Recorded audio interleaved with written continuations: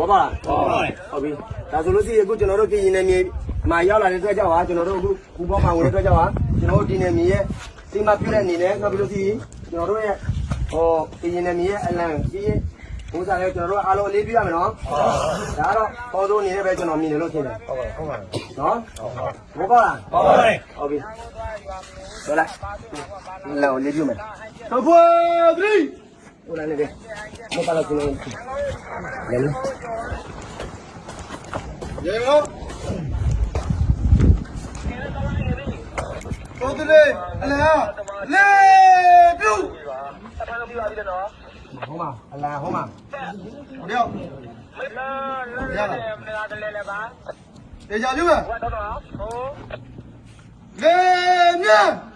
တော်တာကောင်းတယ်နော်ຫນွေဦးတော်လည်းကြာတော့ရပါရောမင်းတို့လည်းလေပြု